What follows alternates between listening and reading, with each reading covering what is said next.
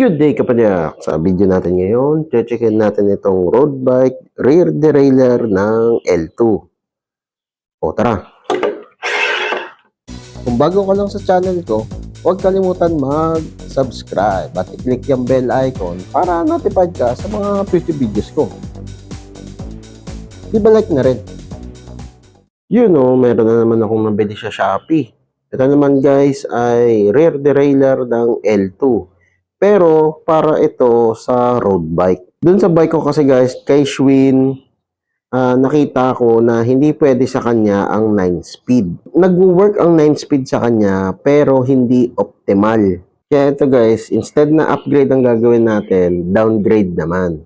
So habang nagbabrowse ako sa Shopee ng suitable 7-speed RD, nakita ko ito, L2.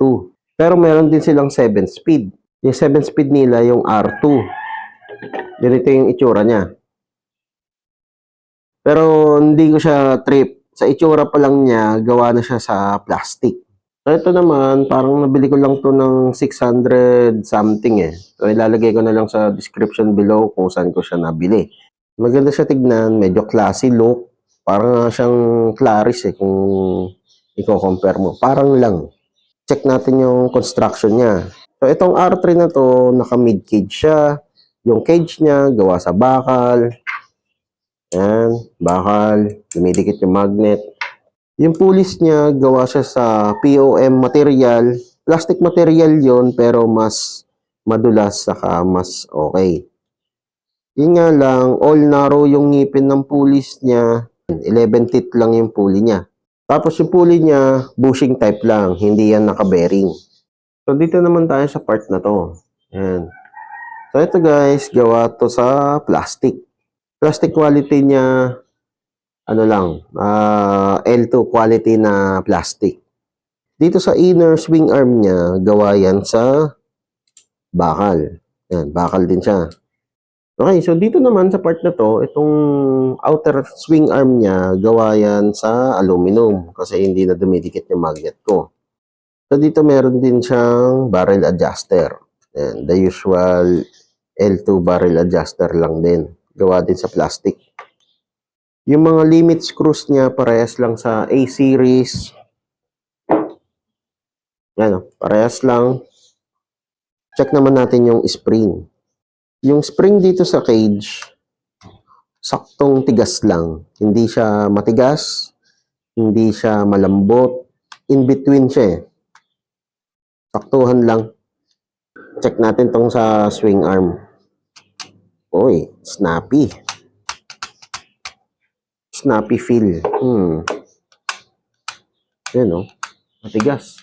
So, itong road bike RD na to, itong R series ng L2, ang maximum biggest cog lang niya ay 34. Mapa 7 speed, 8 speed, 9 speed, 10 speed.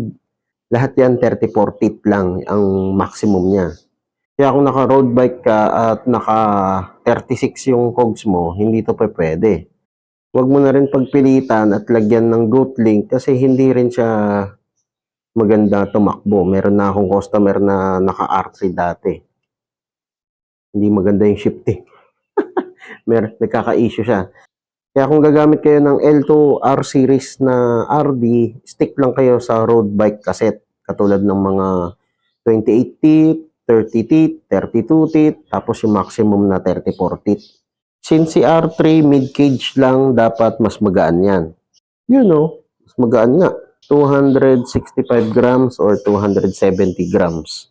Dahil gagamitin ko si R3 sa 7-speed na drivetrain, syempre gagamit ako ng 7-speed na shifter.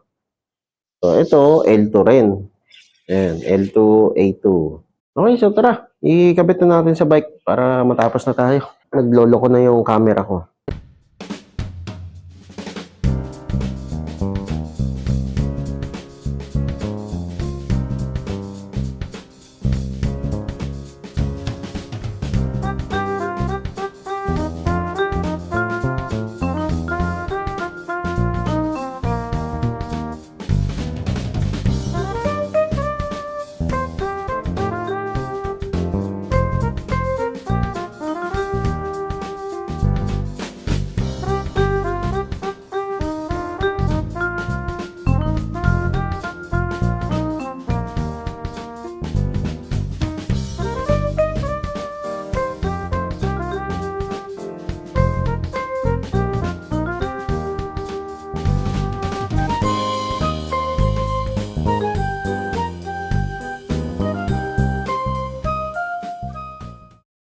Okay, so ito na, naikabit na yung L2R3.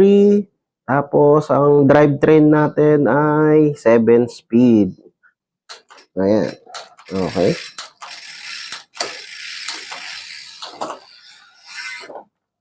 So, habang papunta ako dito sa malaki, nararamdaman agad yung tigas ng spring nitong swing arm. Kaya dun sa shifter, kapag nagkiklik, matigas siya. Since ito ay pang road bike, so kung naka-STI ka, mas mararamdaman mo yung tigas ng spring nito. So, reactive naman siya, maganda yung response niya. Matigas lang ng konti, siguro dahil bago pa siya. Okay, so yun guys, ang L2R3 road bike RD. So kung nagustuhan mo tong video na to, leave a like, o kung may katanungan ka pa dito sa RD na to, comment down below lang. Okay, so yun lang, pinagpapawisan na akong init. Buwisit na manok yung tilaok ng tilaok eh. Kanina bang manok yun? Gagawin kong tinola yun. O kapadyak, kung na-enjoy mo itong mga video ko, leave a like at i-share mo na rin sa mga tropa pips mo. Makakatulong ito sa channel. Kung gusto mo pa manood ng ibang video, ito, meron pa tayo. Hindi tayo nauubusan. Ayan, katulad nito, saka ito. Oh, nood ka na. Madami pa tayong mga video na i-upload. Kaya, mag-subscribe at i-click yung bell icon para notified ka sa mga future videos ko. Maraming salamat. See you next time.